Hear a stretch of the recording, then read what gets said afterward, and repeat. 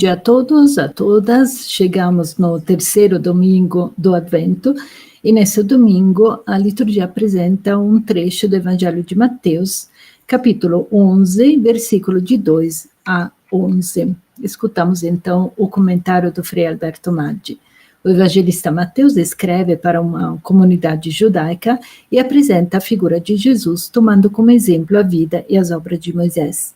Moisés libertou seu povo, fazendo lançar de Deus as 10 pragas, as famosas 10 pragas do Egito, contra aqueles que se opunham à libertação dos hebreus da escravidão. Pois bem, o evangelista apresenta Jesus que não lança 10 pragas, que seriam 10 ações de castigo contra os seus opositores, os seus inimigos, mas faz 10 obras com as quais comunica a vida, e comunica a vida também aos seus rivais e aos seus inimigos. E tudo isso desconcerta. Por quê? Porque a atividade de Jesus não é aquela esperada, quer dizer, aquela que havia sido anunciada por João Batista, isto é, o Messias justiceiro que tem o machado na mão e toda árvore que não der bons frutos será cortada e jogada no fogo. Este era o Messias esperado, que devia chegar para dividir as pessoas entre impuras e puras, bons e maus, e de fato a entrar em crise é o próprio João Batista. Então vamos ler o texto no Evangelho de Mateus. João estava na prisão e o evangelista dá como certa que a notícia de João Batista estar na prisão fosse conhecida, embora ele vai falar disso somente no capítulo 14. Então, por que João Batista está na cadeia? De acordo com Mateus, é porque João Batista tinha acusado Herodes de ter tomado como sua esposa a mulher do seu irmão. E sobre isso há um historiador da época, José Flávio, que em seu livro Antiguidades Judaicas nos dá uma leitura política do encarceramento e em seguida do assassinato de João Batista. José escreveu que Herodes estava preocupado com o sucesso de João Batista, ciumento do povo que o seguia, e, portanto, escreve aqui, cito José Flávio, Herodes, portanto, decidiu que seria muito melhor golpear com antecedência e se livrar dele, antes que a atividade de João Batista levasse a uma revolta. Fecha aspas. Assim, por José Flávio, há uma razão política.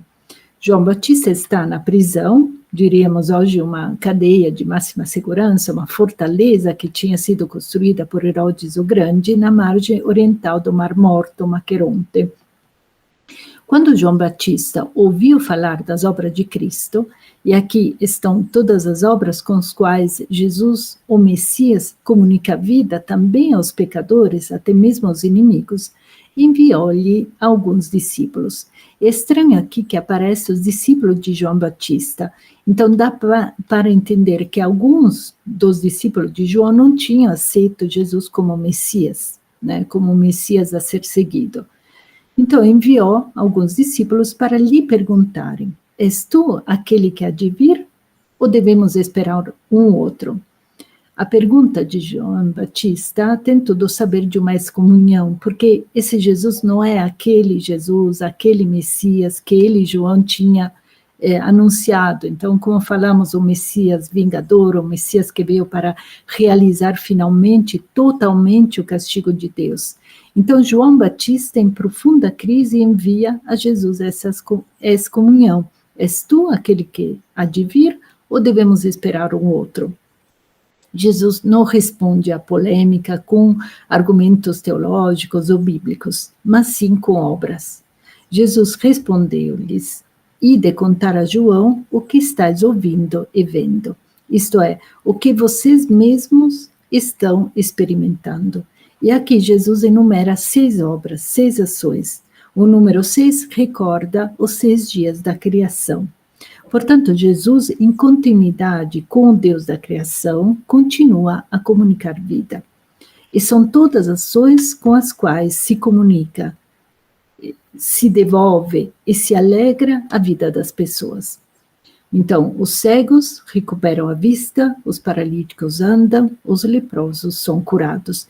E os leprosos, lembramos que não eram considerados doentes, mas eram pessoas amaldiçadas, castigadas. os surdos ouvem, os mortos ressuscitam e os pobres são evangelizados. E qual é o evangelho? Isto é a boa notícia que os pobres esperam, o fim da pobreza. Esta lista das ações e das obras de Jesus, a toma das ações do Messias, assim como tinha sido anunciado pelo profeta Isaías em 2 capítulos do seu livro, no capítulo 35 e no capítulo 61. Mas em ambos os trechos, Isaías tinha também acrescentado a vingança de Deus contra os pagãos, contra os pecadores. E Jesus omite essa vingança. Por quê?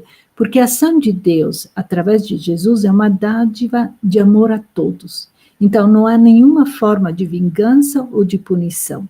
É por isso que Jesus proclama feliz, bem-aventurado. Portanto, há uma nova bem-aventurança nesse evangelho. Feliz aquele que não se escandaliza por causa de mim. Pergunta: qual seria esse escândalo? É o escândalo da misericórdia. Isso é estranho. Enquanto o castigo de Deus, sem dúvida, amedronta, mas não escandaliza as pessoas, ao contrário, a misericórdia escandalizava e ainda continua hoje a escandalizar as pessoas, especialmente as pessoas religiosas. Quer dizer, aquelas que pensam que Deus as ama pelos méritos, pelos esforços delas. Então não podem suportar a imagem de um Deus misericórdia. Deus misericórdia significa que seu amor não conhece obstáculos colocados por seres humanos. O amor de Deus quer chegar a todos, a todas.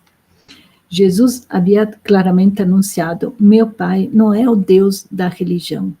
Em todas as religiões, Deus recompensa os bons e castiga os maus. Jesus tinha dito: não é assim. A ação do Pai é como a do sol que brilha sobre maus e bons. É como a da chuva que cai sobre justos e injustos. A ação do Pai, de Jesus, é aquela de uma comunicação amorosa, independentemente do comportamento ou da resposta das pessoas. É isso que escandaliza, que mesmo aqueles que não o merecem, mesmo os indignos, mesmo os impuros, os pecadores, pode ser objeto do amor de Deus, sem antes uma penitência prévia e sem prévia purificação. Aqui está o escândalo da misericórdia. Pois bem, Jesus proclama felizes aqueles que não se escandalizam.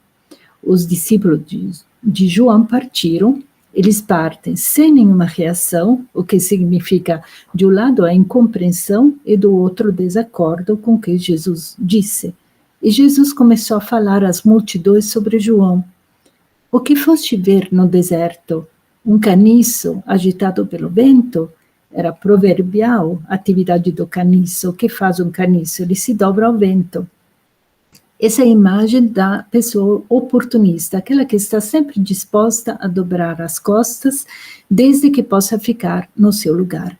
O vento sopra por um lado, depois pelo lado oposto, e o caniço não se dobra.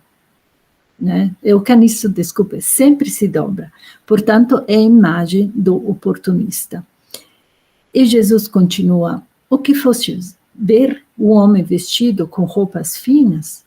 Mas os que vestem roupas finas estão nos palácios dos reis. No palácio dos reis há os cortesãos. Então, quem são os cortesãos? São os homens da corte, aqueles subservientes aos poderosos do momento, sempre prontos a mudar de bandeira ou de casaca, prontos para mudar até de fé. Tudo se faz só para permanecer sempre à tona. E continua Jesus: então, o que fostes ver? Um profeta? Sim, eu vos afirmo, e alguém que é mais do que profeta. Por que Jesus afirma, então, que João Batista é mais do que um profeta? Porque João Batista é aquele que foi enviado por Deus para preparar o caminho para Jesus. Então, Jesus nos faz entender que para ser enviado por Deus e, portanto, ser colaborador de Deus, não se pode ser nem oportunista, nem cortesãos, mas é preciso caminhar retos pela própria estrada. É dele que está escrito. E aqui o evangelista reúne duas expressões do Antigo Testamento, uma extraída do livro do Êxodo e outra do profeta Malaquias. Abre aspas, eis que envio o meu mensageiro à tua frente, ele vai preparar o teu caminho diante de ti, fecha aspas. O evangelista apresenta a figura de João Batista como foi a missão de Moisés, que conduziu seu povo à terra prometida, mas ele, o próprio Moisés, não entrou. Será Jesus que depois levará esse povo à libertação. E no final, o elogio de Jesus: em verdade vos digo, de todos os homens que já nasceram, nenhum é maior do que João Batista. No entanto, o menor no reino dos céus, e aí lembramos o reino dos céus, em Mateus é a sua comunidade, uma sociedade alternativa, uma comunidade onde se entra com a aceitação e acolhida da primeira bem-aventurança da pobreza, felizes os pobres em espírito, porque deles é o reino dos céus. Então, no entanto, o menor no reino dos céus é maior do que ele. João Batista não pôde entrar nessa comunidade porque foi preso e encarcerado. Especialmente não pôde renascer de novo, renascer no espírito, quer dizer, não conseguiu passar de filho de mulher a filho de Deus. Então, com essa mensagem, eu desejo um bom domingo, bom terceiro domingo de Advento. Obrigada pela escuta e até semana que vem.